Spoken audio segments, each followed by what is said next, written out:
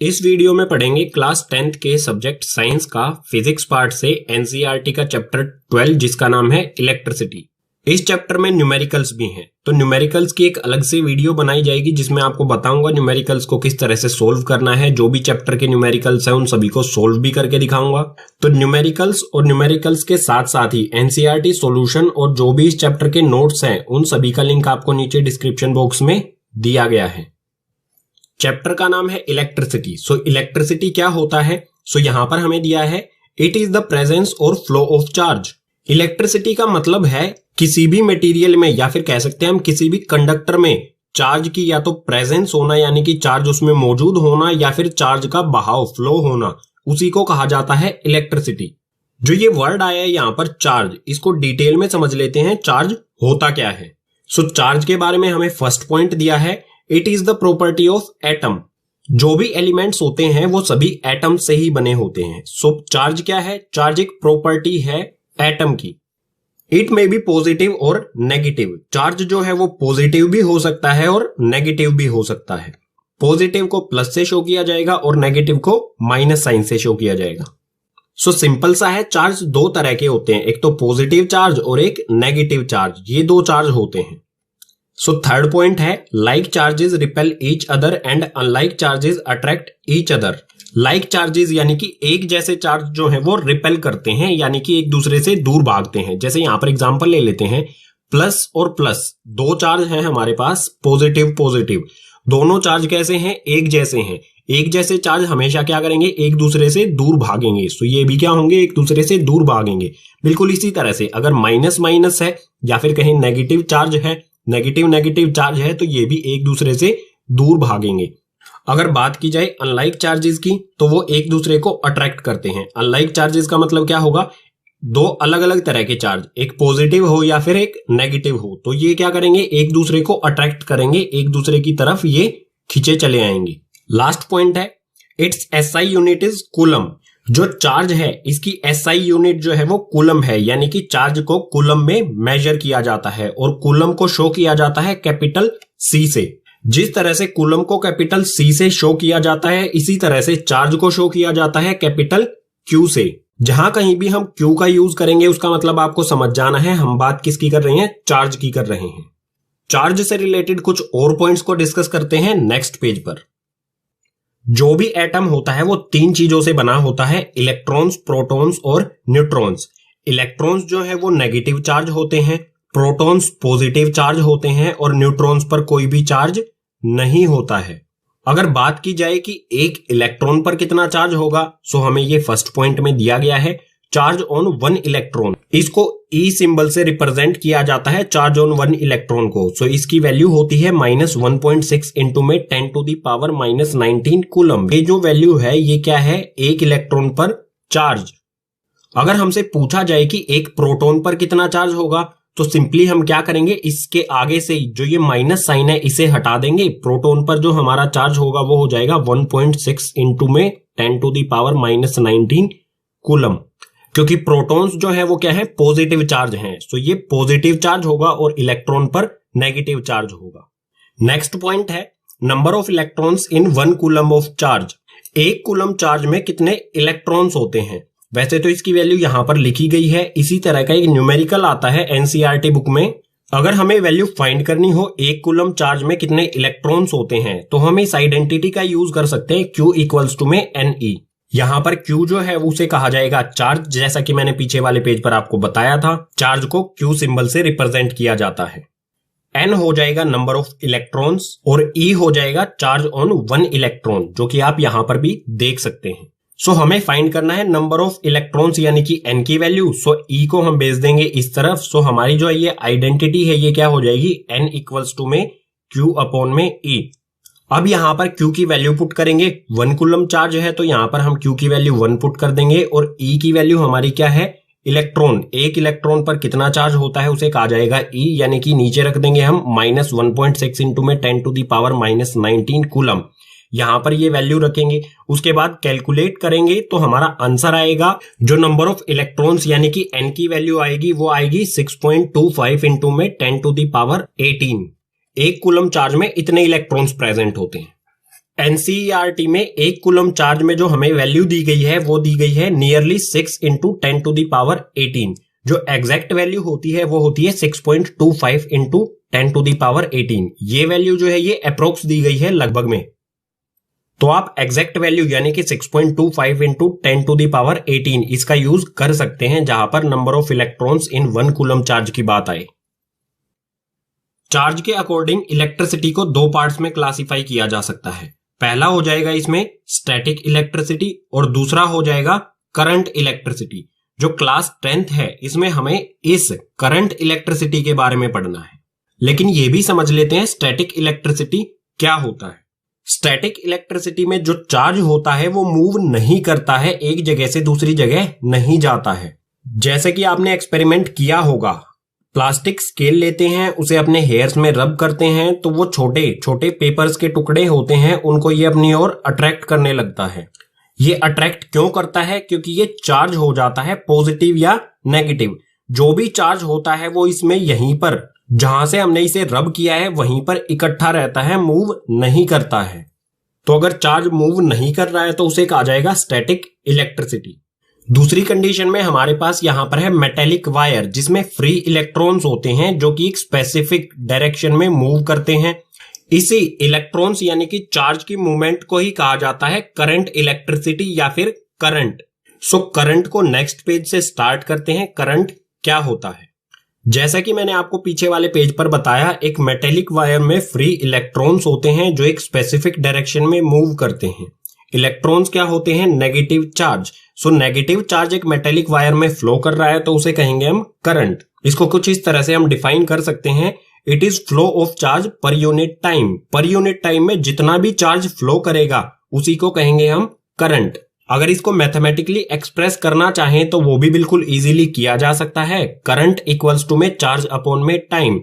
जो करंट होता है इसे कैपिटल आई से रिप्रेजेंट किया जाता है। जिस तरह से हमने चार्ज को क्यू से रिप्रेजेंट किया था, बिल्कुल उसी तरह से करंट को कैपिटल आई से रिप्रेजेंट किया जाएगा। सो यहां पर है current equals to charge upon time. हम इसको इस तरह से भी लिख सकते हैं, करंट यानी कि कैपिटल आई, ये हो गया हमारा आई, और चार्ज हो जाएगा हमारा क्यू और अपॉन में टी फॉर टाइम। सो हमारी सिंपल सी आइडेंटिटी बन गई, आई इक्वल्स टू में क्यू अपॉन टी। करंट से रिलेटेड हमें आगे कुछ और पॉइंट्स दिए हैं, उन्हें देख लेते हैं। सो यहां पर है SI unit of current is ampere. Current की जो एसआई यूनिट होती है वो होती है एम्पियर, जिसे कैपिटल ए से रिप्रेजेंट किया जाता है। या फिर हम ये भी कह सकते हैं जो करंट होता है उसे एम्पियर में मापा जाता है। जिस तरह से डिस्टेंस को किलोमीटर या मीटर में मापा जाता है, बिल्कुल उसी तरह से करंट को एम्पियर में। जिस तरह से किलोमीटर की छोटी वैल्यू को हम मीटर में शो कर सकते हैं, उसी तरह से एम्पियर की छोटी वैल्यू को मिली एम्पियर में शो किया जा सकता है। अगर बात करें 1 मिली एम्पियर किसके इक्वल होता है, सो ये होता है 10⁻³ एम्पियर। 1 मिली एम्पियर 10⁻³ एम्पियर के इक्वल होता है। और मिली एम्पियर को हम अगर शॉर्ट में, जैसे एम्पियर को ए लिखा है तो मिली एम्पियर को हम लिख सकते हैं small M A. M A है, ये किसको शो करेगा? मिली एम्पियर को। एम्पियर की बहुत छोटी वैल्यू अगर कोई है तो उसे माइक्रो एम्पियर में शो किया जा सकता है। अगर बात की जाए 1 माइक्रो एम्पियर किसके इक्वल होता है, तो ये होगा 10⁻⁻6 एम्पियर की। जिस तरह से एम्पियर को ए से शो किया जाता है, उसी तरह से माइक्रो एम्पियर को म्यू ए से शो किया जाता है। ये सिंबल होता है म्यू। थोड़ा बड़ा सा बना देता हूं, कुछ इस तरह का सिंबल होता है म्यू, एम और यू की तरह दिखाई देता है। सो ये म्यू ए, कैपिटल ए, ये जो होगा म्यू ए, इसे कहेंगे हम माइक्रो एम्पियर। नेक्स्ट पॉइंट दिया है current is measured by ammeter. Current को मापने वाला जो डिवाइस है वो होता है एमीटर। सो ये एमीटर जो है, इसके बारे में नेक्स्ट पेज पर कुछ पॉइंट्स पढ़ लेते हैं, किस तरह से इसे कनेक्ट किया जाएगा, इसका रेसिस्टेंस वगैरह जो भी इसकी प्रॉपर्टीज हैं वो डिस्कस करते हैं। अब है एमीटर। एमीटर जो डिवाइस होता है वो करंट को मेजर करता है। ये कुछ इस तरह का दिखाई देता है, जैसा कि आप यहां पर फोटो में देख सकते हैं।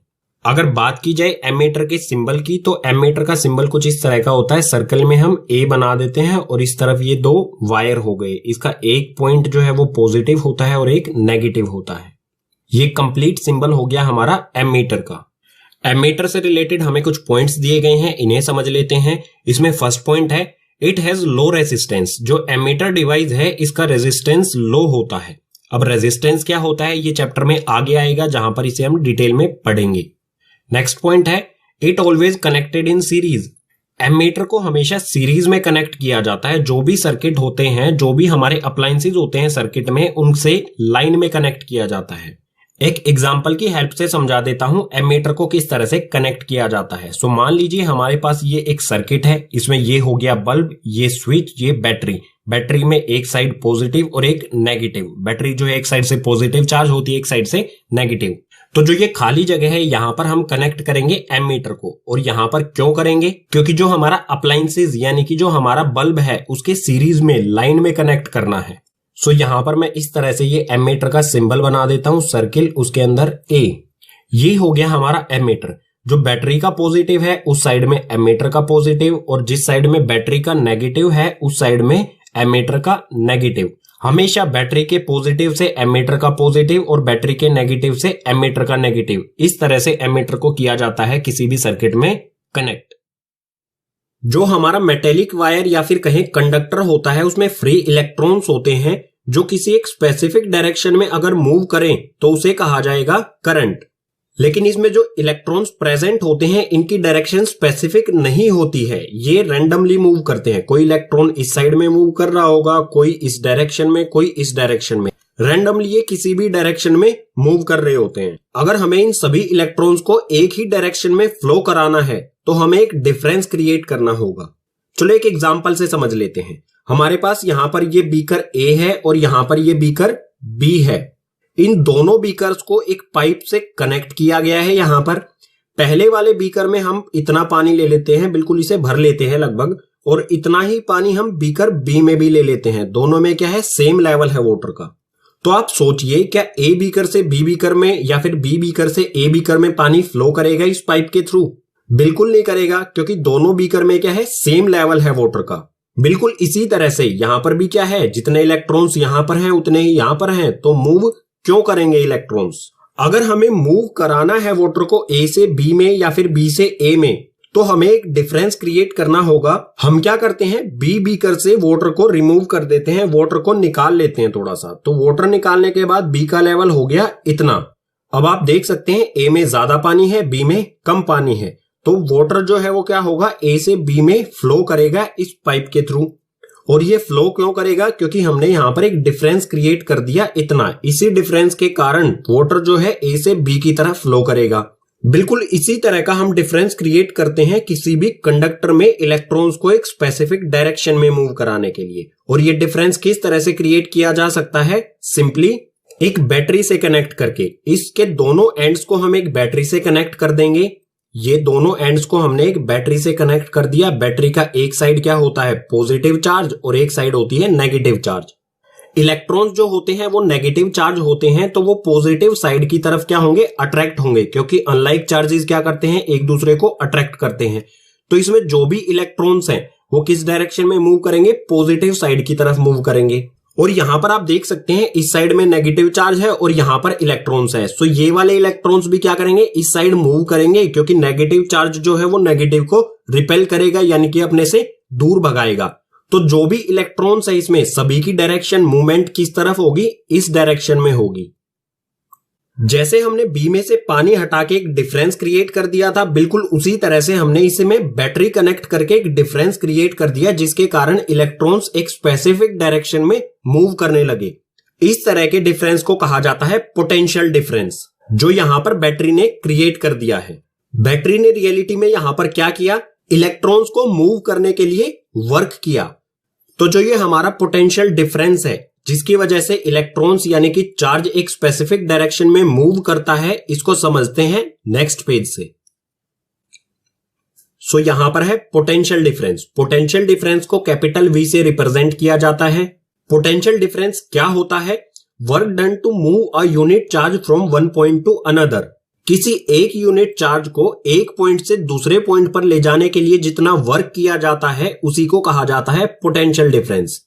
जैसा कि पीछे बैटरी जो है इलेक्ट्रॉन्स पर वर्क कर रही थी एक पॉइंट से दूसरे पॉइंट तक मूव करने के लिए। अगर पोटेंशियल डिफरेंस को मैथमेटिकली एक्सप्रेस करना हो तो क्या हो जाएगा, potential difference equals to work upon में चार्ज।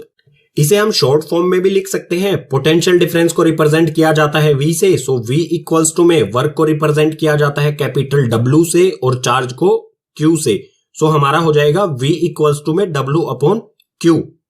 अब यहां पर वर्क की जो SI यूनिट होती है वो जूल और नीचे है Q यानी कि चार्ज, और चार्ज की SI यूनिट होती है कूलम। तो जूल अपॉन में कूलम ये होता है वोल्ट के इक्वल, यानी कि पोटेंशियल डिफरेंस की SI यूनिट क्या आ गई हमारी V यानी कि वोल्ट। सो ये हमें फर्स्ट पॉइंट में भी दिया गया है, SI unit of potential difference is volt, जिसे कैपिटल V से रिप्रेजेंट किया जाता है। अगर बात की जाए 1 वोल्ट, अगर हमें डिफाइन करना हो कि 1 वोल्ट किसके इक्वल होता है, तो इसमें दिया है when 1 joule work is done in carrying 1 coulomb charge then potential difference is called 1 volt। जब किसी 1 कूलम चार्ज पर 1 जूल वर्क किया जाए तो उसे कहा जाएगा 1 वोल्ट या फिर कहें 1 वोल्ट। नेक्स्ट पॉइंट दिया है सेल और battery are the devices to maintain V। Cell या बैटरी जो हमारे डिवाइसेस होते हैं ये मेंटेन रखते हैं V को। अब V का मतलब वोल्ट भी होता है और V का मतलब पोटेंशियल डिफरेंस भी होता है। इस V का मतलब होगा पोटेंशियल डिफरेंस, क्योंकि वोल्ट जो है ये क्या है SI यूनिट है। अगर SI यूनिट कहीं पर भी लिखी होगी तो उसके आगे कुछ ना कुछ मैग्नीट्यूड दिया होगा, जैसे 3 वोल्ट 4 वोल्ट इस तरह से। जितने ज्यादा पावरफुल सेल या बैटरी होगी उतना ज्यादा ही पोटेंशियल डिफरेंस क्रिएट होगा और उतनी जल्दी ही वायर्स में या फिर कहें कंडक्टर्स में चार्ज मूव करेगा। नेक्स्ट पॉइंट है potential difference is measured bye voltmeter. Potential difference को मापने वाला जो डिवाइस होता है उसे कहा जाता है वोल्टमीटर। पोटेंशियल डिफरेंस को वोल्टमीटर डिवाइस से मेजर किया जाता है यानी मापा जाता है। तो वोल्टमीटर से रिलेटेड सभी पॉइंट्स को डिस्कस कर लेते हैं। ये भी देखेंगे कि वोल्टमीटर को सर्किट में किस तरह से कनेक्ट किया जाएगा। बात की जाए वोल्टमीटर के सिंबल की, तो इसका सिंबल भी बिल्कुल उसी तरह होता है जैसे एमीटर का होता है। इसमें सिर्फ डिफरेंस क्या होता है, एमीटर में यहां पर A लिखा होता है, वोल्टमीटर में V लिखेंगे। सो वोल्टमीटर से रिलेटेड हमें कुछ पॉइंट्स दिए गए हैं। इसमें सबसे पहला है it has high resistance. Voltmeter का जो रेसिस्टेंस होता है वो हाई होता है, ज्यादा होता है। नेक्स्ट है it always connected in parallel. जो वोल्टमीटर है इसे हमेशा जो भी अप्लायंसेस होते हैं सर्किट में उनसे पैरेलल कनेक्ट किया जाएगा। चलो समझ लेते हैं, ये हमारा सर्किट है, इसमें वोल्टमीटर को किस तरह से कनेक्ट किया जाएगा यानी कि पैरेलल किस तरह से कनेक्ट होगा। सो ये है हमारी यहां पर बैटरी, इसका पॉजिटिव पार्ट, नेगेटिव पार्ट, ये स्विच और ये हमारा है बल्ब। तो वोल्टमीटर को बल्ब के ही पैरेलल कनेक्ट किया जाएगा। तो यहां पर ये बल्ब है, यहां पर हम कनेक्ट करेंगे ये वोल्टमीटर हमारा, और जो ये वायर्स हैं इसके, इसको किस तरह से कनेक्ट कर दिया जाएगा, यहां से इस तरह से इसे कनेक्ट कर देंगे बल्ब के पैरेलल। आप देख सकते हैं इस तरह से बल्ब कनेक्ट है और इसके पैरेलल क्या है, वोल्टमीटर। बैटरी का पॉजिटिव साइड वोल्टमीटर के पॉजिटिव साइड से कनेक्ट होगा और बैटरी का नेगेटिव साइड वोल्टमीटर के नेगेटिव साइड से कनेक्ट होगा। तो सिंपल सा कनेक्शन होता है, जो भी अप्लायंसेस होते हैं उनके पैरेलल किया जाता है। हमने इसको बल्ब के नीचे की तरफ पैरेलल कर दिया। अगर हम चाहें तो इसको बल्ब के ऊपर की ओर यानी कि यहां पर भी इसे कनेक्ट कर सकते हैं। ये हो गया वोल्टमीटर। दोनों जगह पर पैरेलल होना चाहिए जो भी हमारा अप्लायंसेस हैं उसके। ओके, लास्ट में हमें एक और लाइन दी गई है, इसे भी पढ़ लेते हैं और समझ लेते हैं। Current always flow from higher potential to lower potential. Current जो है वो हमेशा हायर पोटेंशियल से लोअर पोटेंशियल की तरफ फ्लो करेगा। सर्किट से समझते हैं इसे। जो भी हमारा सर्किट होता है इसमें करंट की डायरेक्शन भी हमें शो करनी होती है, एरो से शो किया जाता है। जब हम करंट को पढ़ रहे थे तो चार्ज किस तरफ फ्लो करता है, नेगेटिव चार्ज जो है वो नेगेटिव से पॉजिटिव की ओर फ्लो करता है। लेकिन डायरेक्शन क्या होगी, डायरेक्शन होगी higher potential to lower potential. Higher potential क्या होता है, हायर यानी कि प्लस में होना चाहिए, ज्यादा का मतलब क्या है प्लस में, और लोअर पोटेंशियल यानी कि माइनस में। तो करंट की डायरेक्शन जो है वो पॉजिटिव से प्लस से नेगेटिव की तरफ होगी। सो इस वायर पर हम इस तरह का एरो बना देंगे। ये क्या दिखा रहा है, करंट की डायरेक्शन दिखा रहा है जो पॉजिटिव से नेगेटिव की तरफ फ्लो हो रहा है। एक और एरो बना देते हैं यहां पर। ये 2 एरो हमने बना दिए, पॉजिटिव से नेगेटिव इस तरफ में फ्लो हो रहा है करंट। हमेशा हायर पोटेंशियल यानी कि प्लस से माइनस की तरफ ये डायरेक्शन हम दिखाएंगे। चैप्टर में नेक्स्ट कॉन्सेप्ट आता है ओम्स लॉ। ओम्स लॉ क्या होता है इसे बिल्कुल अच्छी तरह से एक बार समझ लेते हैं, उसके बाद जो भी ओम्स लॉ की डेफिनेशन है, किस तरह से इसे डिफाइन किया जाएगा या इसकी ग्राफिकल रिप्रेजेंटेशन क्या होगी, वो नेक्स्ट पेज पर देखेंगे। जब हम पोटेंशियल डिफरेंस को समझ रहे थे तो हमने एक एग्जांपल लिया था, 2 टब लिए थे हमने उसे और पाइप से कनेक्ट किया था। बिल्कुल इसी तरह की हम 2 कंडीशन रखते हैं। यहां पर भी हमने क्या लिया, 2 टब लिए और एक पाइप से कनेक्ट किया, टब या बीकर कह सकते हैं आप। और बी कंडीशन में भी हमने क्या किया, 2 बीकर लिए और इन्हें पाइप से कनेक्ट किया। तो कंडीशन ए में हमारे पास जो बीकर्स हैं, इनमें से इधर वाला, ये वाला बीकर जो है इसमें बिल्कुल फुल है, वाटर का लेवल जो है बिल्कुल हाई है। और कंडीशन ए में जो सेकंड बीकर है इसमें वाटर का लेवल है इतना। और जो हमारी कंडीशन बी है इसमें भी जो फर्स्ट वाला बीकर है ये बिल्कुल फुल है, और जो सेकंड बीकर है इसमें वाटर का लेवल है बिल्कुल कम। अगर आप कंडीशन ए और कंडीशन बी को देखेंगे तो यहां पर डिफरेंस कितना है लेवल में, यहां पर ए कंडीशन में तो इतना सा डिफरेंस है, बिल्कुल कम डिफरेंस है, इतना सा डिफरेंस है दोनों के लेवल में। और अगर कंडीशन बी पर जाएंगे तो यहां पर क्या है, डिफरेंस ज्यादा है। ए से कंपेयर करें तो यहां बहुत ज्यादा डिफरेंस है। अब आप मुझे ये बताइए, कंडीशन ए में वाटर फ्लो जो करेगा इस बीकर से इस बीकर में, और कंडीशन बी में जो वाटर फ्लो करेगा इस बीकर से इस बीकर में, कौन सी कंडीशन में वाटर की स्पीड यानी कि पानी की स्पीड ज्यादा होगी? सीधी सी बात है, अगर ज्यादा डिफरेंस है तो पानी की स्पीड भी ज्यादा होगी, जिसमें कम डिफरेंस है उसमें कम स्पीड होगी। तो ए वाले में स्पीड कम होगी क्योंकि कम डिफरेंस है, और बी वाले में स्पीड ज्यादा होगी क्योंकि डिफरेंस ज्यादा है। बिल्कुल इसी तरह से है ओम्स लॉ। पोटेंशियल डिफरेंस अगर ज्यादा होगा, पोटेंशियल डिफरेंस अगर ज्यादा है तो जो करंट है, करंट यानी कि चार्जेस का फ्लो, वो भी क्या होगा, ज्यादा होगा। पोटेंशियल डिफरेंस ज्यादा तो चार्जेस का फ्लो यानी कि करंट भी ज्यादा। अगर पोटेंशियल डिफरेंस कम होगा तो चार्जेस का फ्लो यानी कि करंट भी कम होगा। सो पोटेंशियल डिफरेंस बढ़ेगा तो करंट भी बढ़ेगा, पोटेंशियल डिफरेंस कम होगा तो करंट भी होगा। तो सिंपली मैं इसे किस तरह से लिख सकता हूं, V directly proportional to I। Potential difference यानी कि V जो है वो डायरेक्टली प्रोपोर्शनल होगा I यानी कि करंट के।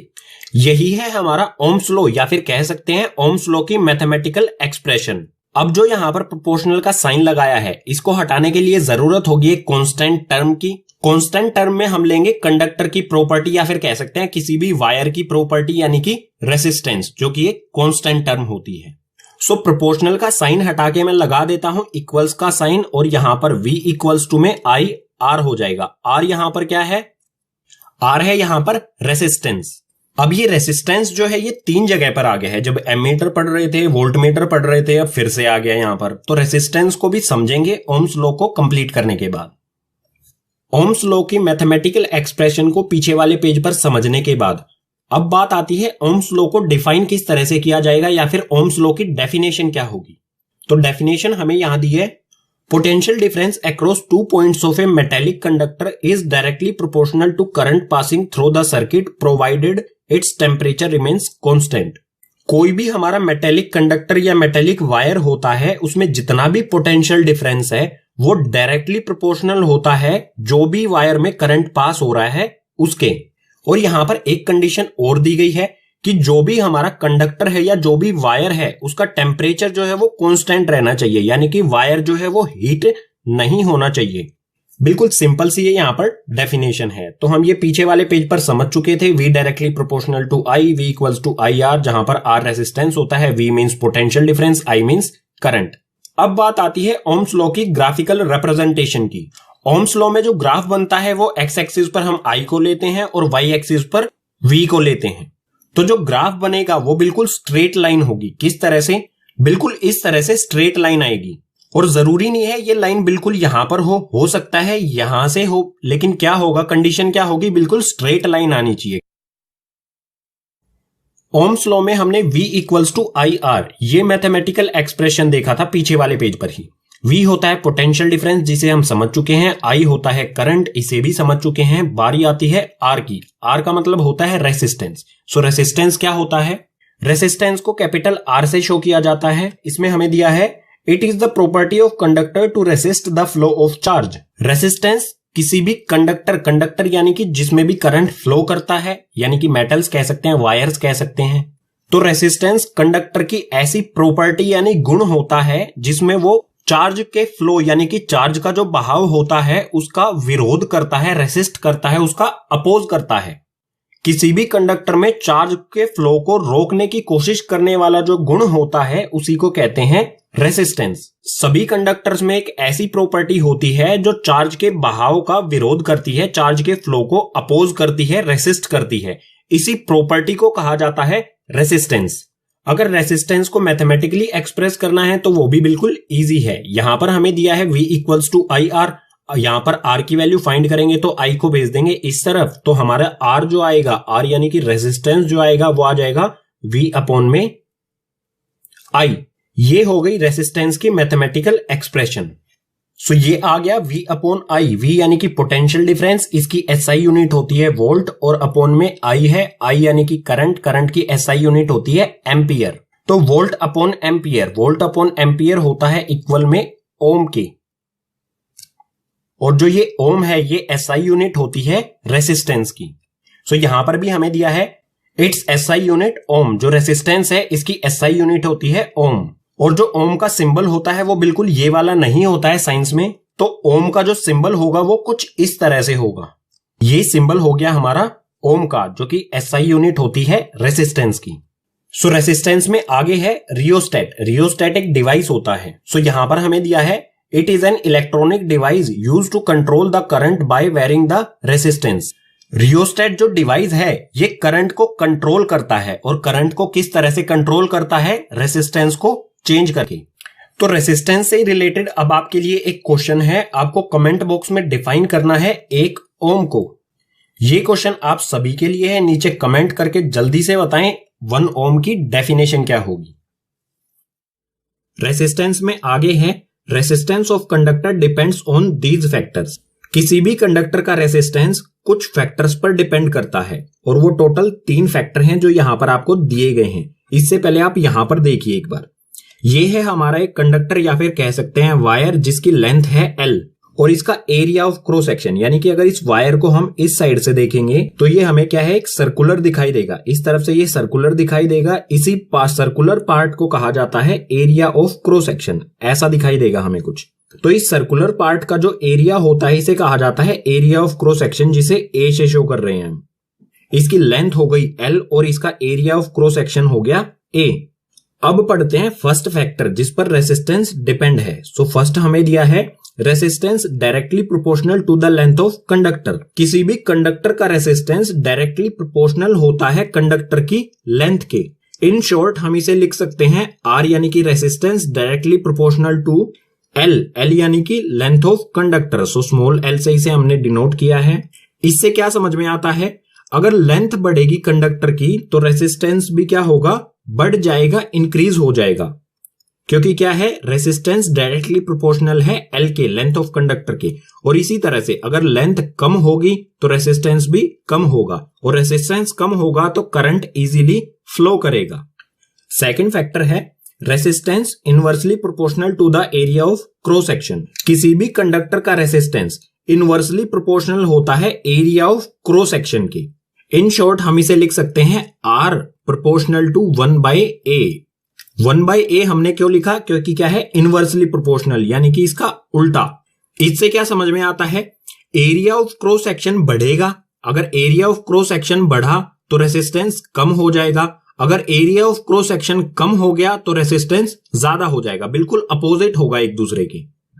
इसके बाद थर्ड और सबसे इंपॉर्टेंट फैक्टर है नेचर ऑफ मटेरियल, यानी जो भी हमारा ये कंडक्टर है किस मटेरियल से बना है, इस चीज पर भी रेसिस्टेंस डिपेंड करता है। मान लीजिए ये कंडक्टर सिल्वर का बना है तो इसका रेसिस्टेंस कम होगा, और अगर यही कंडक्टर आयरन का बना होता तो इसका रेसिस्टेंस हाई होता। अब ऐसा क्यों है, सिल्वर में रेसिस्टेंस कम क्यों है, आयरन में रेसिस्टेंस ज्यादा क्यों है, इसको समझेंगे हम नेक्स्ट पेज पर। नेक्स्ट पेज के लिए आप ये दोनों चीजें भी याद रखें, क्योंकि इनका यूज हम नेक्स्ट पेज पर करने वाले हैं। पीछे वाले पेज पर पढ़ा था हमने रेसिस्टेंस को अफेक्ट करने वाले फैक्टर्स, जिनको हमने इन शॉर्ट इस तरह से लिख लिया था। अगर हम इन दोनों को कंबाइन कर दें तो R यानी कि रेसिस्टेंस प्रोपोर्शनल होता है L के और इनवर्सली प्रोपोर्शनल होता है A के। इन दोनों से हम ये कंक्लूजन निकाल सकते हैं। यहां पर अगर हमें इस प्रोपोर्शनल साइन को हटाना है तो एक कांस्टेंट टर्म की जरूरत होगी या कांस्टेंट प्रोपोर्शनलिटी की जरूरत होगी, और कांस्टेंट प्रोपोर्शनलिटी हम यहां पर लगाएंगे rho. R for resistance equals to में L/A कांस्टेंट प्रोपोर्शनलिटी आ गई हमारी ये रो।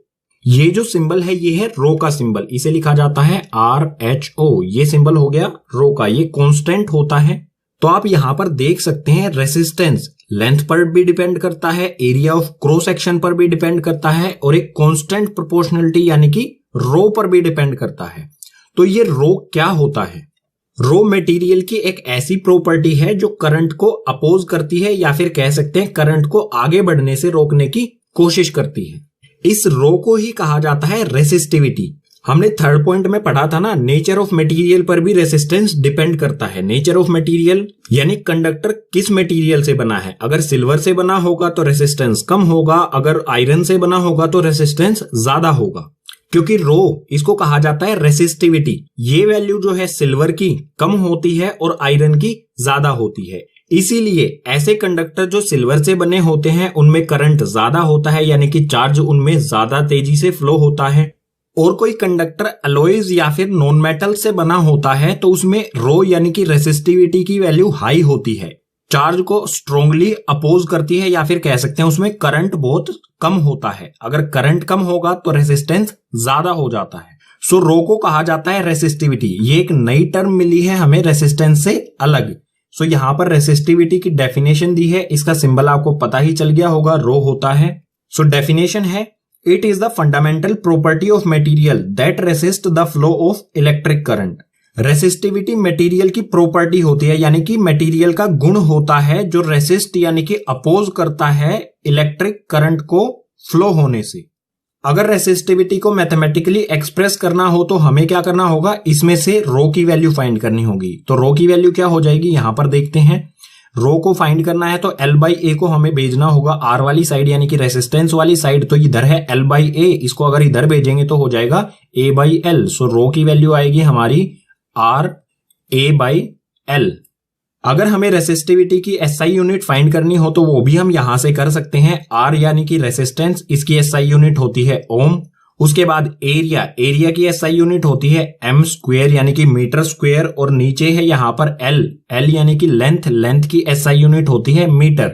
सो यहां पर मीटर से स्क्वायर कैंसिल कर देंगे तो SI यूनिट जो आएगी हमारी वो हो जाएगी ओम मीटर। ये SI यूनिट होती है रेसिस्टिविटी की, ध्यान रखना इसे, ठीक है। रेसिस्टिविटी से ही रिलेटेड नेक्स्ट पेज पर कुछ और पॉइंट्स को देखते हैं। रेसिस्टिविटी में आगे हमें कुछ पॉइंट्स दिए गए हैं, इन्हें एक एक करके समझ लेते हैं। इसमें फर्स्ट है इट इज कांस्टेंट। रेसिस्टिविटी जो है वो कांस्टेंट होती है, यानी कि इसमें कोई भी चेंज नहीं होगा, चाहे वायर की लेंथ को हम इंक्रीज करें चाहे वायर की लेंथ को हम डिक्रीज करें। बढ़ाने और घटाने पर रेसिस्टिविटी चेंज नहीं होती है, सिर्फ रेसिस्टेंस चेंज होता है। जैसे सिल्वर मटेरियल की रेसिस्टिविटी 1.6 × 10⁻⁻8 ओम मीटर होती है। चाहे वायर की लेंथ को इंक्रीज किया जाए या एरिया ऑफ क्रॉस सेक्शन ज्यादा या कम किया जाए, लेकिन रेसिस्टिविटी सिल्वर की हमेशा यही रहेगी। नेक्स्ट पॉइंट है range of resistivity of metals and alloys is 10⁻⁸ to 10⁻⁶ ohm metre. Metals और एलॉयज की जो रेसिस्टिविटी रेंज है वो 10⁻⁸ से लेके 10⁻⁶ ओम मीटर तक है। पावर यहां पर -8 और -6 में है 10 की, यानी कि रेसिस्टिविटी क्या है, कम है। और कम रेसिस्टिविटी होने के कारण मेटल्स और एलॉयज जो है ये गुड कंडक्टर होते हैं, इनमें चार्ज इजीली फ्लो करता है। नेक्स्ट है range of resistivity of non metals is 10⁻12 to 10⁻17 ohm metre. और जो नॉन मेटल्स यानी कि इंसुलेटर्स होते हैं उनकी रेसिस्टिविटी रेंज 10⁻12 से लेके 10⁻17 ओम मीटर तक होती है। यहां पर पावर प्लस में है 10⁻12 यानी कि बहुत ज्यादा हो जाएगी रेसिस्टिविटी। अगर ज्यादा हो जाएगी तो इसमें करंट फ्लो या फिर चार्ज फ्लो नहीं करेगा। नेक्स्ट है copper and aluminium used for electrical transmission as they have low resistivity. यहां पर आपको बताया गया है मेटल्स की रेसिस्टिविटी कम होती है। कॉपर और एल्यूमिनियम भी मेटल्स होते हैं तो इनकी रेसिस्टिविटी भी बहुत कम होती है, इसलिए इनको इलेक्ट्रिकल वायर्स में यूज किया जाता है। इलेक्ट्रिसिटी को एक जगह से दूसरी जगह भेजने के लिए इनका यूज किया जाता है, क्योंकि इनमें चार्ज इजीली फ्लो करेगा लो रेसिस्टिविटी के कारण। लास्ट पॉइंट है alloys used in electrical heating devices as their resistivity is high and they do not burn radially। Metals की रेसिस्टिविटी बिल्कुल कम होती है और एलॉयज की रेसिस्टिविटी थोड़ी सी हाई होती है एज कंपेयर टू मेटल्स। तो एलॉयज जो होते हैं उनको हीटिंग डिवाइसेस यानी कि जो हमारे हीटर वगैरह होते हैं ना, उनमें एलॉयज का यूज किया जाता है क्योंकि इनकी रेसिस्टिविटी थोड़ी सी हाई होती है मेटल से और ये जल्दी से जलते नहीं है। जलने का मतलब क्या होगा, जल के खत्म नहीं हो जाते हैं। नेक्स्ट पेज से पढ़ेंगे सर्किट डायग्राम। सो सर्किट डायग्राम से पहले एक टर्म को समझ लेते हैं जो है रेसिस्टर। रेसिस्टर क्या होता है? A resistor is an electrical component that limit और regulate the electric current. Resistor कोई भी इलेक्ट्रिकल कंपोनेंट या फिर कोई भी इलेक्ट्रिकल डिवाइस जो करंट को लिमिट कर दे यानी कि अपने में से लिमिटेड करंट को ही पास होने दे, उसी को कहेंगे हम रेसिस्टर। या फिर हम इसकी एक अलग से डेफिनेशन और ले सकते हैं, यहां पर दी है, a resistor is anything that electricity can travel through easily. Resistor वो सभी चीजें जिसमें से इलेक्ट्रिसिटी पास तो हो लेकिन इजीली पास ना हो, उसे कहा जाएगा रेसिस्टर। अगर रेसिस्टर के एग्जाम्पल की बात की जाए तो आप इसे बिल्कुल आसानी से समझ लेंगे। यहां पर दिया है एग्जाम्पल रेसिस्टर के, जैसे हमारा फैन हो गया, बल्ब हो गया, टीवी हो गया, जो भी हमारे इलेक्ट्रिकल अप्लायंसेस होते हैं वो सभी रेसिस्टर ही होते हैं क्योंकि उनमें से इलेक्ट्रिसिटी इजीली पास नहीं हो पाती है। पीछे वाले पेज पर जिन रेसिस्टर्स के बारे में हमने पढ़ा था, अगर उन रेसिस्टर्स को सीरीज में कनेक्ट कर दिया जाए यानी कि लाइन में कनेक्ट कर दिया जाए तो टोटल रेसिस्टेंस क्या आएगा, ये समझते हैं। सो यहां पर है रेसिस्टर्स इन सीरीज, लाइन में कनेक्ट कर दिया गया है। हमारे यहां पर सर्किट डायग्राम है। सर्किट डायग्राम में एक ये रेसिस्टर है, दूसरा ये और तीसरा ये, टोटल 3 रेसिस्टर्स को सीरीज में यानी कि लाइन में कनेक्ट कर दिया है। पहले वाले रेसिस्टर का रेसिस्टेंस है R1, दूसरे का R2 और तीसरे का रेसिस्टेंस है R3। इन्हें एक बैटरी से और एक एमीटर से यहां पर कनेक्ट कर दिया गया है। ये है स्विच और जो ये वायर है इसमें करंट फ्लो हो रहा है जिसे हम कहेंगे I।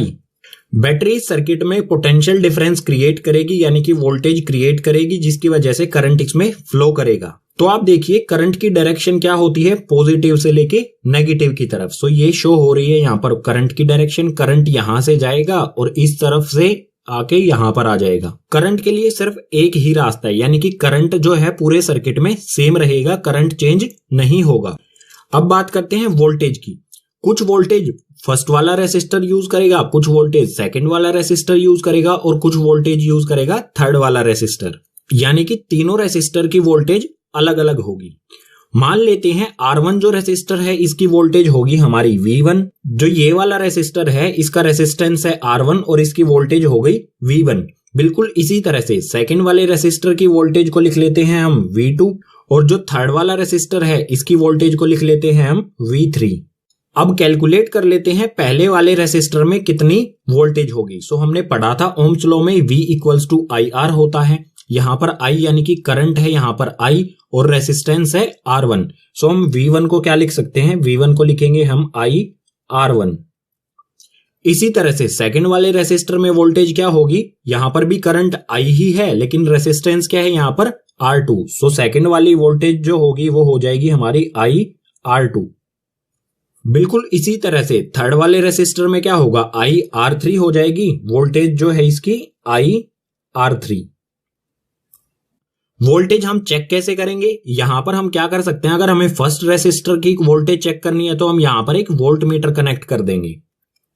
तो वोल्ट मीटर में जो रीडिंग आएगी उसे कहेंगे हम V1 यानी कि फर्स्ट वाले रेसिस्टर की वोल्टेज। बिल्कुल इसी तरह से सेकंड वाले रेसिस्टर में भी वोल्ट मीटर कनेक्ट करके हम वोल्टेज पता लगा सकते हैं V2 और थर्ड वाले में भी वोल्ट मीटर कनेक्ट करके पता लगा सकते हैं वोल्टेज V3। बात आती है टोटल रेसिस्टेंस कितना होगा, तो हमारी टोटल वोल्टेज हम कहेंगे V, करंट हमारा I और टोटल रेसिस्टेंस होगा हमारा R। जो ये सर्किट है इसमें टोटल वोल्टेज कितनी होगी, टोटल वोल्टेज को लिखेंगे हम V। So V equals to में हो जाएगा इन तीनों वोल्टेजेस का एडिशन। तो हम लिख सकते हैं V इक्वल्स टू में V1 plus V2 plus V3। अब देखो V की वैल्यू क्या होती है, ओम्स लॉ में हमने पढ़ा था V equals to IR। So V की जगह पर मैं यहां पर पुट कर सकता हूं IR और इक्वल्स टू में V1 की वैल्यू क्या होगी यहां पर IR1। सो यहां पर मैं लिख देता हूं IR1। इसी तरह से V2 की वैल्यू होगी हमारी IR2। सो यहां पर प्लस का साइन लगाया और ये हो गया IR2। इसी तरह से V3 की वैल्यू है हमारी IR3। सो यहां पर भी एडिशन का साइन लगाया, ये लिख दिया मैंने IR3। अब यहां पर देखो आई राइट साइड में सभी में कॉमन आ रहा है, तो आई को हम यहां पर कॉमन ले लेते हैं। ब्रैकेट के अंदर बचेगा यहां पर R1 plus R2 plus R3, और इस तरफ में ये IR एज इट इज यहां पर आ जाएगा। आई कॉमन लेने के बाद इस तरफ में भी आई है और इस तरफ में भी आई है, तो आई से आई कैंसिल हो जाएगा और हमारा टोटल रेसिस्टेंस यानी कि R, टोटल रेसिस्टेंस हमारा R आएगा R1 plus R2 plus R3। इस सर्किट में टोटल रेसिस्टेंस कितना है? R1, R2 और R3 का एडिशन। इन तीनों को अगर ऐड कर देंगे तो हमें टोटल रेसिस्टेंस मिल जाएगा। कभी भी रेसिस्टर्स को सीरीज में कनेक्ट किया गया हो तो हम कैसे फाइंड करेंगे रेसिस्टेंस? R1, R2 और R3 यानी कि तीनों रेसिस्टर्स का रेसिस्टेंस को ऐड कर दिया जाएगा, तो हमें मिल जाएगा टोटल रेसिस्टेंस। अब आप यहां पर यह भी पूछेंगे कि रेसिस्टर सीरीज में कहां कनेक्ट होते हैं, कोई एग्जांपल भी दे दूं। तो इसका सबसे बेस्ट और इजी सा एग्जांपल हो जाएगा जो दिवाली में लाइटनिंग करते हैं ना, लड़ियां आती हैं दिवाली में, तो जो लड़ियों में बल्ब्स होते हैं वो सीरीज में ही कनेक्ट होते हैं सभी बल्ब्स। ये था हमारा resistors in series. Next page पर देखते हैं रेसिस्टर्स को अगर पैरेलल कनेक्ट किया जाए तो रेसिस्टेंस क्या होगा। सो अब है रेसिस्टर्स इन पैरेलल। अगर रेसिस्टर्स को पैरेलल अरेंज किया जाए तो टोटल रेसिस्टेंस क्या होगा। सो ये है हमारा सर्किट डायग्राम। इसमें फर्स्ट रेसिस्टर, सेकंड रेसिस्टर और थर्ड रेसिस्टर। फर्स्ट वाले का रेसिस्टेंस है R1, सेकंड वाले का R2 और थर्ड वाले का रेसिस्टेंस है R3। इनको एक बैटरी से कनेक्ट किया है। करंट को मापने के लिए हमने यहाँ पर एमीटर यूज किया है जो रेसिस्टर्स के क्या है, सीरीज में है, लाइन में है। और इनमें वोल्टेज मापने के लिए हमने एक वोल्टमीटर को कनेक्ट किया है जो कि रेसिस्टर्स के पैरेलल है। जो भी ये वायर्स हैं इनमें आई करंट फ्लो हो रहा है, तो यहां पर आई करंट इन वायर्स में फ्लो हो रहा है। करंट जैसे ही पॉइंट पर पहुंचेगा कुछ करंट इस रेसिस्टर में चला जाएगा, कुछ इस रेसिस्टर में और कुछ इस रेसिस्टर में। तीनों रेसिस्टर्स में अलग अलग करंट होगा यानी कि डिफरेंट होगा। और अगर बात की जाए वोल्टेज की तो वोल्टेज यहां पर सेम रहेगा क्योंकि हमने वोल्टेज को इनके पैरेलल, तीनों के पैरेलल कनेक्ट कर दिया है। ओम्स लॉ में हमने पढ़ा था V इक्वल्स टू IR। यहां पर सेम क्या नहीं है, करंट, तो यहां से हम करंट की वैल्यू ही फाइंड करेंगे। करंट यानी कि I की वैल्यू फाइंड करनी है तो R को भेज देंगे इस तरफ। R जो है I के साथ मल्टीप्लाई में है, सो ये हो जाएगा V upon R equals to में I यानी कि करंट की वैल्यू आएगी V अपॉन में R यानी कि पोटेंशियल डिफरेंस अपॉन में रेसिस्टेंस।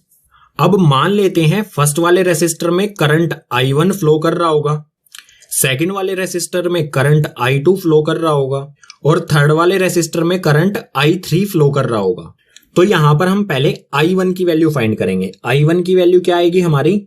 I होता है V अपॉन R।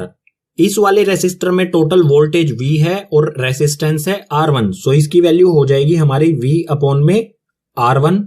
इसी तरह से सेकंड वाले रेसिस्टर यानी कि I2, इसके करंट की वैल्यू फाइंड करेंगे तो ये भी आ जाएगा हमारा V अपॉन में R2। वोल्टेज इसमें भी V है और रेसिस्टेंस है इसका R2। इसी तरह से थर्ड वाले रेसिस्टर के लिए फाइंड करते हैं तो ये हो जाएगा I3 इक्वल्स टू में V अपॉन में R3 क्योंकि इसका रेसिस्टेंस क्या है, R3। तो टोटल करंट कितना होगा? टोटल करंट के लिए क्या करेंगे? टोटल करंट हो जाएगा हमारा I जो किसके इक्वल होगा, I1 plus I2 plus I3। जो करंट इन तीनों रेसिस्टर्स में से फ्लो हो रहा है उन्हीं तीनों का एडिशन होगा total current. So total current I हमारा होगा I1 plus I2 plus I3। So I की जगह पर हम पुट कर सकते हैं V अपॉन R क्योंकि I की वैल्यू हमने V अपॉन R फाइंड की है, तो I की जगह पर मैं पुट कर देता हूं ये V upon R equals to में हो जाएगा I1 की वैल्यू यहां पर आप देख सकते हैं I1, I2 और I3 इन तीनों की वैल्यू यहां पर जो दी गई है उसको यहां पर पुट कर देंगे। सो यहां पर मैं I1 की वैल्यू पुट करता हूं V अपॉन में R1, I2 की वैल्यू V अपॉन में R2 और I3 की वैल्यू V अपॉन में R3। नेक्स्ट स्टेप होगा हमारा V अपॉन R यहां पर एज इट इज आ जाएगा इक्वल्स टू में। यहां पर देखो V तीनों में कॉमन आ रहा है तो V को हम क्या करते हैं, बाहर कॉमन ले लेते हैं, ब्रैकेट लगा देते हैं। उसके बाद अंदर क्या बचेगा, V हमने कॉमन ले लिया तो V की जगह पर आ जाएगा 1 अपॉन में R1 हो जाएगा। इसी तरह से सेकंड में से भी हमने यहाँ क्या किया है, इसमें से भी V कॉमन लिया है तो यहाँ पर भी 1 अपॉन में R2, बिल्कुल इसी तरह से 1 अपॉन में R3। अब यहां पर भी V है, यहां पर भी V है, तो V से V कैंसिल हो जाएगा तो यहां पर बचेगा हमारा 1 अपॉन R इक्वल्स टू में 1 अपॉन R1 प्लस में 1 अपॉन R2 प्लस में 1 अपॉन R3। तो आप यहां पर देख सकते हैं जो हमारा रेसिस्टेंस है उसका रेसिप्रोकल इक्वल होगा इन तीनों रेसिस्टेंस के रेसिप्रोकल के एडिशन के इक्वल। रेसिप्रोकल यानी कि उल्टा उल्टा कर देना, हम इसे पलट दें अगर इसे हम, तो यहां पर 1/R equals to 1/R1 plus 1/R2 plus 1/R3 होगा। अगर रेसिस्टर्स की अरेंजमेंट पैरेलल हो और हमसे बोला जाए कि टोटल रेसिस्टेंस फाइंड करना है तो हम इस आइडेंटिटी का यूज करेंगे। रेसिस्टर्स को हमने दो तरह से कंबाइन किया, पहले सीरीज में उसके बाद पैरेलल में। सीरीज कॉम्बिनेशन में I यानी कि करंट कांस्टेंट होता है और इस कंडीशन में हमारा जो रेसिस्टेंस आता है, टोटल रेसिस्टेंस आता है, वो इन तीनों रेसिस्टर्स के रेसिस्टेंस का सम होता है। जैसे R1 plus R2 plus R3, ये मैथमेटिकल एक्सप्रेशन हम पीछे वाले पेजेस पर फाइंड कर चुके हैं। मान लीजिए अगर यहां पर 3 रेसिस्टर्स की बजाय हमें दे रखे हैं 4 रेसिस्टर्स, तो टोटल रेसिस्टेंस कितना होगा? सिंपली क्या करना है, इसमें हमें फोर्थ वाले रेसिस्टर का रेसिस्टेंस भी ऐड कर देना है जो कि होगा R4। अगर इसी तरह से 5 दे रखे हैं तो इसमें ऐड करते जाएंगे जो भी रेसिस्टेंस होगा इन रेसिस्टर्स का। पैरेलल कॉम्बिनेशन में वोल्टेज कांस्टेंट होता है और टोटल रेसिस्टेंस या फिर कह सकते हैं रेसिस्टेंस का रेसिप्रोकल जो आता है हमारा 1/R1 plus 1/R2 plus 1/R3 आता है। मान लीजिए यहां पर भी हमें एक एक्स्ट्रा फोर्थ रेसिस्टर भी दे रखा है, तो रेसिस्टेंस का रेसिप्रोकल क्या होगा? इसमें फोर्थ वाले का रेसिस्टेंस यानी कि 1/R4 ऐड कर देंगे। इसी तरह से अगर 5 दे रखे हैं तो 1/R5 ऐड कर देंगे। जो भी रेसिस्टेंस होगा वो ऐड करते चले जाएंगे रेसिप्रोकल करके, तो हमें रेसिस्टेंस का रेसिप्रोकल मिल जाएगा। अब बात आती है जो हमारे घरों में रेसिस्टर्स यानी कि अप्लायंसेस होते हैं, जैसे फैन हो गया, टीवी, कूलर, फ्रिज, एसी, उनको किस तरह से कंबाइन किया जाता है? क्या उनको सीरीज में कंबाइन किया जाता है या उनको पैरेलल कंबाइन किया जाता है? तो हमारे घरों में जो रेसिस्टर्स यानी कि अप्लायंसेस होते हैं उनको पैरेलल कंबाइन किया जाता है। क्यों किया जाता है? क्योंकि इसके कुछ बेनिफिट्स हैं, इसके कुछ फायदे हैं, और वो क्या क्या फायदे हैं यहां पर दिए गए हैं, इनको एक एक करके समझ लेते हैं। सो यहां पर दिया है advantage of parallel combination. Parallel combination के क्या क्या फायदे हैं?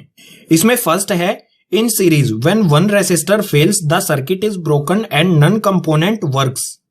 जो सीरीज कॉम्बिनेशन होती है इसमें अगर कोई भी रेसिस्टर फेल हो जाए या फिर टूट जाए, ब्रोक हो जाए, किसी भी तरह का डिफेक्ट हो जाए इसमें, तो करंट आगे की ओर फ्लो करेगा ही नहीं, यानी कि सर्किट पूरी तरह से ठप हो जाएगा। एक रेसिस्टर की वजह से बाकी रेसिस्टर्स भी अपना वर्क नहीं कर पाएंगे क्योंकि क्या हो गया, सर्किट ब्रोक हो जाता है।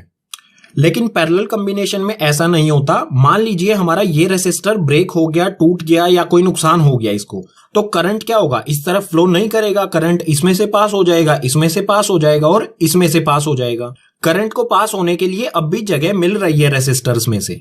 इसीलिए घरों में जो भी अप्लायंसेस होते हैं, रेसिस्टर्स होते हैं, उनको पैरेलल कंबाइन किया जाता है। सेकेंड पॉइंट दिया है, different appliances require different current, this can not be satisfy in series combination. Series combination में I कांस्टेंट होता है, यानी कि जितना करंट इसमें होगा उतना ही इसमें, उतना ही इसमें, उतना ही इसमें, सभी रेसिस्टर्स में इक्वल करंट होगा। लेकिन अलग अलग अप्लायंसेस को अलग अलग करंट की आवश्यकता होती है, जरूरत होती है, नीड होती है। जैसे हमारा फैन है उसको कम करंट की जरूरत होगी, अगर हमारा कोई हैवी अप्लायंसेस यानी कि एसी है उसको ज्यादा करंट की जरूरत होगी। तो सीरीज कॉम्बिनेशन में करंट कांस्टेंट होने के कारण ये सक्सेसफुल नहीं है। वहीं अगर बात करें पैरेलल कॉम्बिनेशन में, तो इसमें से कुछ करंट इसमें से पास होगा, कुछ इसमें से, कुछ इसमें से और कुछ इसमें से। मान लीजिए ये हमारा एसी है, ये फैन है, एसी को ज्यादा करंट की जरूरत है तो ज्यादा करंट इस तरफ से पास हो जाएगा, और फैन को कम करंट की जरूरत है तो कम करंट यहां से पास होगा। पैरेलल कॉम्बिनेशन में जितने करंट की जरूरत होती है उतना ही करंट उन रेसिस्टर से पास होता है। और लास्ट और सबसे इंपॉर्टेंट पॉइंट यहां पर दिया है, total resistance in parallel combination is less as compare to series combination. Series combination में जो टोटल रेसिस्टेंस होता है वो हाई होता है। हाई क्यों होता है? क्योंकि इन सभी का रेसिस्टेंस जुड़ जाता है। वहीं बात करें पैरेलल कॉम्बिनेशन की, तो इनमें रेसिप्रोकल जुड़ता है, यानी कि इनका उल्टा जुड़ता है, इसलिए इनमें रेसिस्टेंस कम होता है, और रेसिस्टेंस कम होने की वजह से करंट इजीली इनमें फ्लो करेगा। चैप्टर में नेक्स्ट कॉन्सेप्ट आता है heating effect of electric current. Electric current की वजह से जो हीट इफेक्ट होता है उसके बारे में देखते हैं। सो यहां पर हमें दिया है, if the conductor is purely resistive the source of energy continuously gets dissipated in form of heat, this is known as heating effect of electric current. अगर कोई कंडक्टर प्योर रेसिस्टिव है यानी कि करंट का वो स्ट्रांगली अपोज कर रहा है, तो जो सोर्स ऑफ एनर्जी क्या होते हैं हमारे बैटरी या फिर सेल, तो जो भी बैटरी या सेल हैं उनकी एनर्जी लगातार डिसिपेटेड यानी कि वेस्ट होती रहती है हीट के रूप में। इसी को कहा जाता है heating effect of electric current. Simply होता क्या है, जो हमारे रेसिस्टर्स यानी कंडक्टर्स होते हैं वो हीट हो जाते हैं इलेक्ट्रिक करंट की वजह से। इसी को कहा जाता है heating effect of electric current. अब आप ये पूछोगे कि हीट क्यों होते हैं या कैसे होते हैं। मान लीजिए ये हमारा एक वायर है या फिर कंडक्टर है जिसका रेसिस्टेंस हाई है या फिर कह सकते हैं रेसिस्टिविटी हाई है, क्योंकि दोनों क्या करते हैं, करंट को स्ट्रांगली अपोज करते हैं। जो भी कंडक्टर है इसमें कुछ फ्री इलेक्ट्रॉन्स होते हैं, अगर इसको बैटरी से कनेक्ट कर दिया जाए तो ये एक स्पेसिफिक डायरेक्शन में मूव करेंगे। मान लीजिए ये इस डायरेक्शन में मूव करेंगे, वैसे तो इसी डायरेक्शन में मूव करेंगे पॉजिटिव की साइड में। जब ये इलेक्ट्रॉन्स मूव करेंगे तो जो कंडक्टर के एटम्स हैं इनसे ये कोलिजन करेंगे यानी कि टकराएंगे, और इसी कोलिजन के कारण हीटिंग इफेक्ट होता है, हीट जनरेट होती है, हीट प्रोड्यूस होती है। अब हीट क्या होती है? हीट एक एनर्जी की फॉर्म है और एनर्जी हमेशा वर्क के इक्वल होती है, जैसा कि आप क्लास 9th में पढ़ चुके होंगे। वर्क को W से हम पीछे पोटेंशियल डिफरेंस पढ़ रहे थे जब हम वर्क को W लिखा था, और यहां पर हम हीट को लिखेंगे H। जब हम पोटेंशियल डिफरेंस पढ़ रहे थे तो पोटेंशियल डिफरेंस क्या होता है, V equals to W upon में Q। अब वर्क और एनर्जी एक दूसरे के इक्वल हैं, सो जो ये वर्क लिखा है मैंने इसकी जगह पर मैं लिख सकता हूं H यानी कि हीट एनर्जी, सो इसे रब कर देता हूं, इसकी जगह पर लिख देता हूं मैं यहां पर H। अब अगर हमें H की वैल्यू फाइंड करनी है तो Q को भेज देंगे इस साइड, ये इस साइड आगे मल्टीप्लाई हो जाएगा, हमारी H यानी कि हीट की वैल्यू आ जाएगी V मल्टीप्लाई में Q। हमारा एक ये फॉर्मूला हो गया हीट का।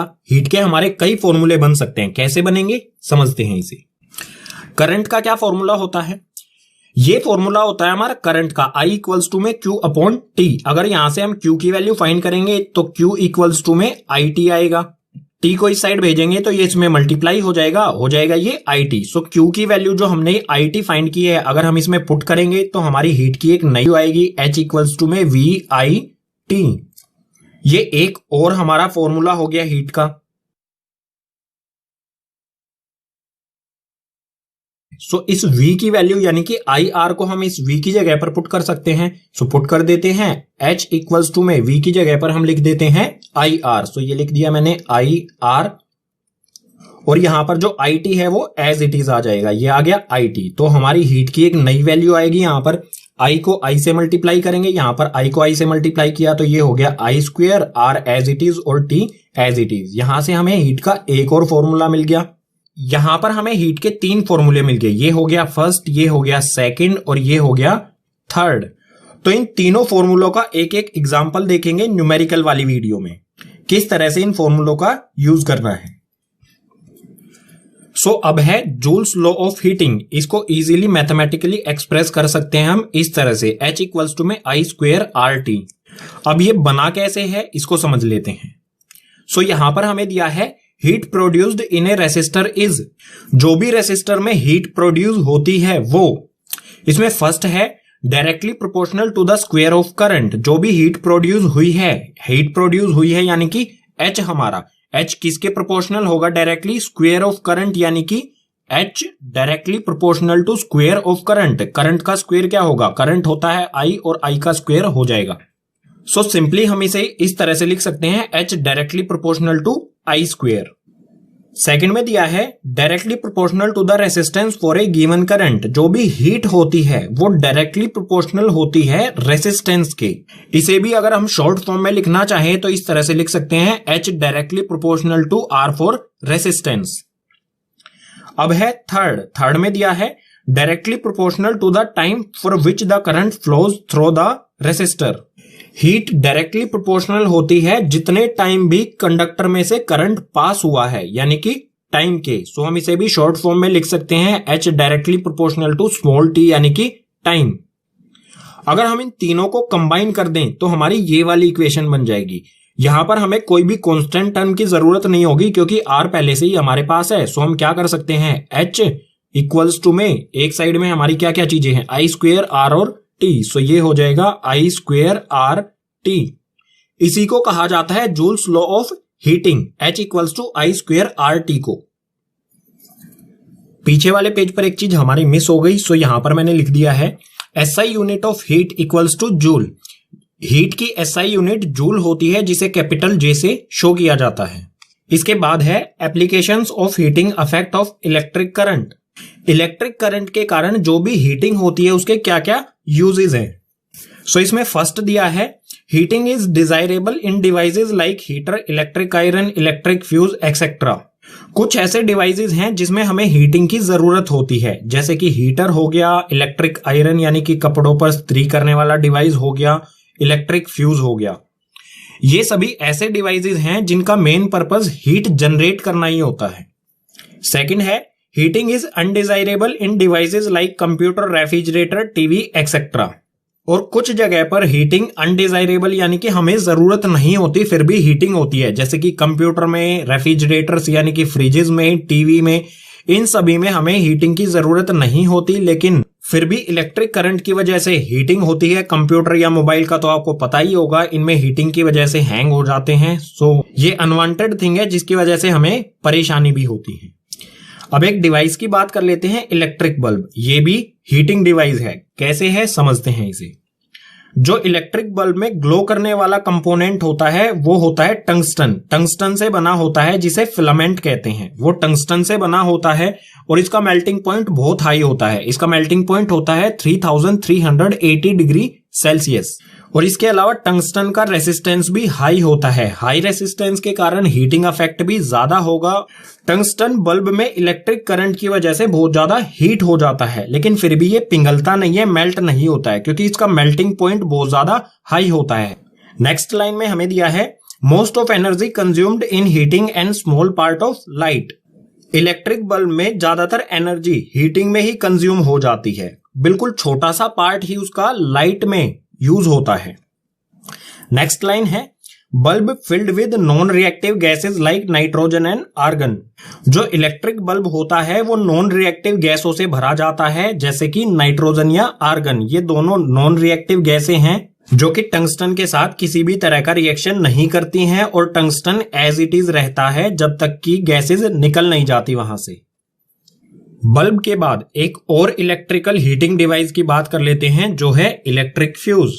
ये क्या होता है? It is a device which protects circuits and appliances by stopping flow of electric current in case of short circuit और ओवरलोडिंग। शॉर्ट सर्किट या ओवरलोडिंग के टाइम ये सर्किट और अप्लायंसेस या फिर कह सकते हैं रेसिस्टर्स को प्रोटेक्ट करता है। और प्रोटेक्ट किस तरह से करता है? जो भी सर्किट होता है उसमें इलेक्ट्रिक करंट के फ्लो को ये रोक देता है, और इलेक्ट्रिक करंट का फ्लो रुकने की वजह से जो भी हमारे डिवाइसेस हैं, अप्लायंसेस हैं, वो सारे सेफ रहते हैं। इलेक्ट्रिक फ्यूज से रिलेटेड हमें कुछ पॉइंट्स दिए गए हैं, इन्हें भी समझ लेते हैं। इसमें फर्स्ट है it always connected in series. जो भी इलेक्ट्रिक फ्यूज है इसको हमेशा सीरीज यानी कि लाइन में कंबाइन किया जाता है। सेकंड है it has low melting point. Electric fuse का मेल्टिंग पॉइंट बहुत लो होता है, जिसकी वजह से ये मेल्ट हो जाता है बहुत जल्दी, और मेल्ट होने की वजह से सर्किट ब्रेक हो जाता है, जिसकी वजह से इलेक्ट्रिक करंट का फ्लो रुक जाता है। लास्ट पॉइंट है it is like wire made up of metals और alloys like tin, copper, aluminium.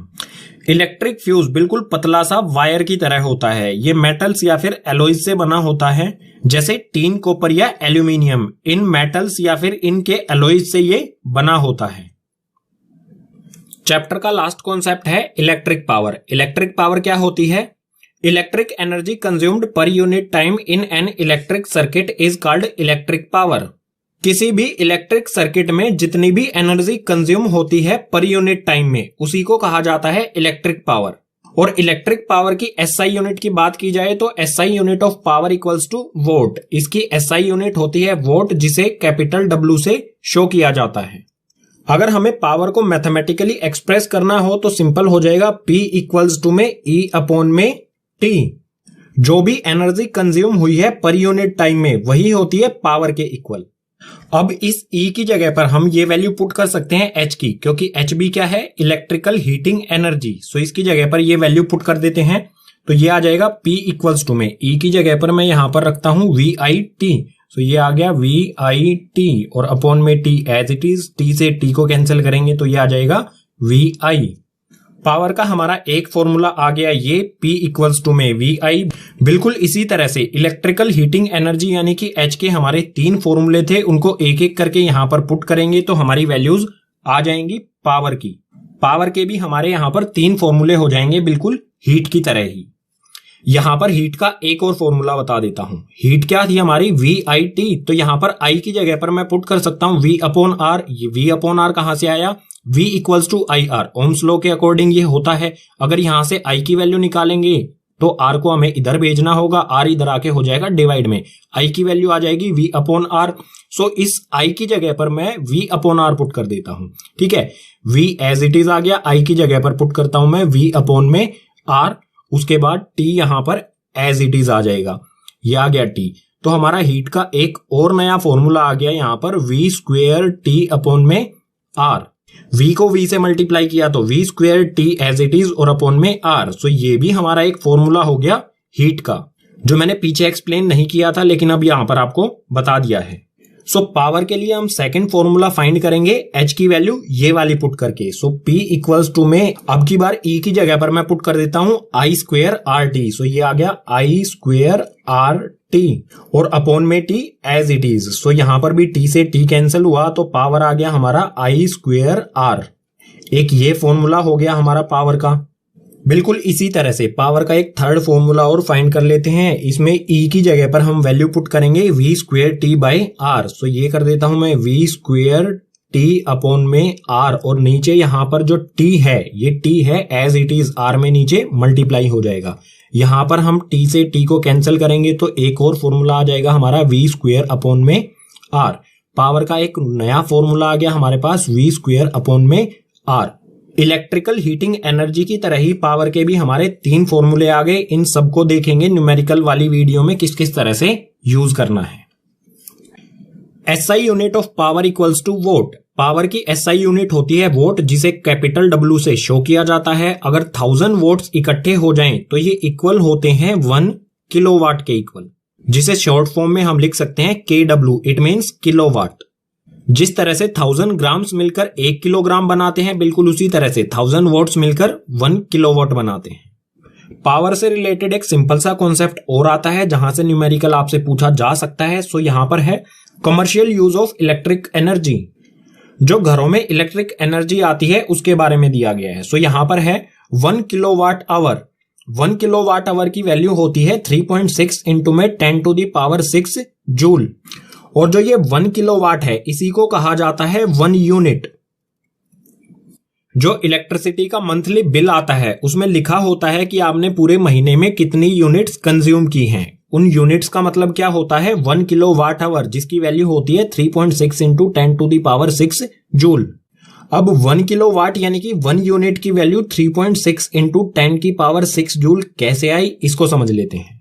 यहां पर है 1 किलोवाट। 1 किलोवाट का मतलब क्या होता है? 1000 वोट, जैसा कि यहां पर दिया गया है। इसमें मल्टीप्लाई कर देंगे हम 1 किलोवाट आवर। आवर में कितनी सेकंड्स होती हैं? आवर में सेकंड्स होती हैं 3600 सेकंड्स। अगर हम इनको मल्टीप्लाई करेंगे तो ये आ जाएगा 360000 जूल।